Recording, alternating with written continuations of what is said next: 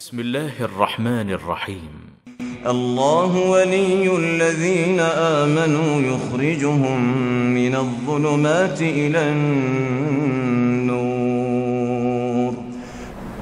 نحمده ونصلي على رسوله الكريم. اما بعد، معزز ناظرین کرام، السلام علیکم ورحمۃ اللہ وبرکاتہ. Noor TV channel Jeddah YouTube پر آپ کا خیر مقدم ہے. آج کا سوال آپ کی خدمت میں پیش کروں گا. سر میں مہاراج گنج ضلع پرسیا گاؤں سے بول رہی ہوں. سر میرا آپ سے سوال ہے کہ جیسے کتا آتے جاتے رہتے ہیں، تو کتا اگر جسم سے چھو جائے یا اس کا لعاب کپڑے میں لگ جائے یا باہر کوئی کپڑا وپڑا رکھا ہو، کچھ بھی جیسے بورا کپڑا کچھ بھی اس پر گندگی کر دے، تو اس کو پاک کرنے کے لیے اگر ہم کسی بالٹی میں رکھ کے اس کپڑے کو پاک کرتے ہیں تو کیا وہ کپڑا پاک ہو جائے گا؟ اور اس کپڑے کی وجہ سے کہیں بالٹی تو نہیں نہ پاک ہوگا؟ اور اگر بالٹی نہ پاک ہو جائے گا تو اس کو کس طرح سے پاک کیا جائے گا؟ مٹی سے یا پھر ویسے ہی کھنگال لینے سے بالٹی پاک ہو جائے گا؟ سر پلیز بتا دیجیے گا. انشاءاللہ تعالی. سوال آپ نے سن لیا ہے. اگر کتا گزر رہا ہے، جسم سے لگ گیا ہے، کپڑوں سے لگ گیا ہے، یا کپڑے پھیلے ہوئے ہیں، کتا غیر شعوری طور پر ان سے گزر گیا ہے، یا لعاب کتے کا لگ گیا ہے، یا پیشاب پخانہ اس کا لگ گیا ہے، اس کا کیا حکم ہے؟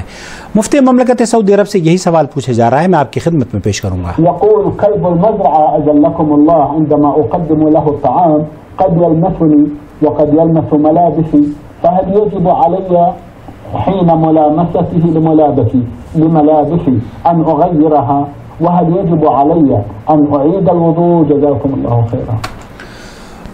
وہ مزرعے میں، فارم ہاؤس میں کتے ہیں، اور ان کو کھانا کھلاتے وقت وہ یہ کہہ رہے ہیں کہ کتے جسم سے لگ جاتے ہیں، کپڑوں سے لگ جاتے ہیں، اس کا کیا حکم ہے؟ کیا وضو ٹوٹ جاتی ہے؟ وضو کے بارے میں شیخ فرما رہے ہیں الوضو لیس علیک اعادۃ الوضو، وضو کو آپ کو دوبارہ لوٹانے کی ضرورت نہیں ہے. کتے کے لگنے سے جسم سے وضو نہیں ٹوٹتی.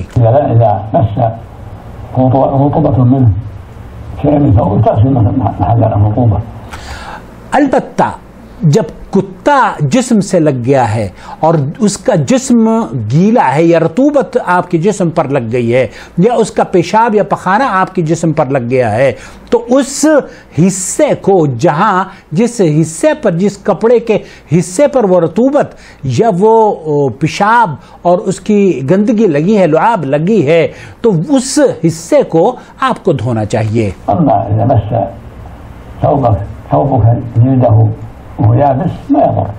آپ کا کپڑا، آپ کا جسم اگر اس کے خشک کھال کو لگا ہے، کتے کی کھال کو لگا ہے، تو اس پہ کوئی اثر نہیں پڑتا، کیونکہ اس پہ کوئی غلاظت نہیں لگی ہوئی ہے.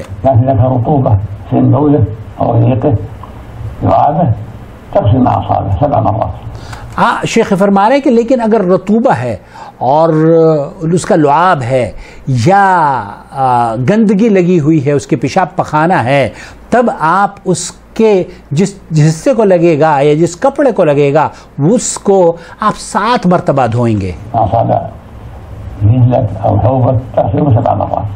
وہ چاہے آپ کا پیر لگ گیا ہو اس حصے کو، یا آپ کا کپڑا اس کو ٹچ ہو گیا ہے، وہ گیلا پن، وہ لعاب یا وہ گندگی اگر کتے کی لعاب کی یا اس کا جو اثر ہے وہ لگ گیا ہے، تو آپ 7 مرتبہ اس کو دھوئیں گے. 7 مرات. وَيَكُونْ فِيهَا وَاحِدَ تُرَابٍ. شیخ فرما رہے ہیں کہ ان 7 میں سے 1 مرتبہ آپ کو اپنے جسم کو یا کپڑے کو تراب سے، مٹی سے دھونا ہوگا. من التراب فی الاولی افضل. سب سے پہلے کیا کرنا چاہیے کہ آپ کتے کے لعاب سے جو چیز لگی ہوئی ہے اس کو مٹی سے پہلے صاف کریں، مٹی سے صفائی کریں اس کی، اور پھر اس کو 6 مرتبہ دھو لیں. تو یہ 7 مرتبہ ہو جائے گا. 7 مرتبہ دھونے سے مطلب یہ ہے کہ 1 مرتبہ مٹی سے اور 6 مرتبہ آپ آپ نے اس کو دھویا. لیکن وہ یہ کہہ رہی ہیں کہ اگر ہم نے بالٹی میں دھویا ہے تو کیا بالٹی کو بھی ہمیں دھونا پڑے گا؟ بالٹی میں اس لیے چونکہ وہ جو چیز آپ کے ہاں لگی ہے وہ یقیناً بالٹی میں آپ دھو رہی ہیں تو بالٹی تو ساتھ ساتھ دھل رہی ہے نا. جس طریقے سے آپ بالٹی میں مٹی ڈالیں گی، کپڑے سے اس کو دھوئیں گی، تو گویا کہ وہ مٹی بالٹی پہ بھی لگ رہی ہے اور کپڑے پہ بھی لگ رہی ہے. اور جب آپ پانی سے دھوئیں گی تو پانی بالٹی کو بھی صاف کر رہا ہے اور وہ آپ کے کپڑوں کو بھی صاف کر رہا ہے، تو اس کو بالٹی کو الگ سے دھونے کی ضرورت نہیں ہے. واللہ تعالی اعلم. صلی اللہ علی نبینا محمد وعلی آلہ وصحبہ اجمعین. والسلام علیکم ورحمۃ اللہ وبرکاتہ.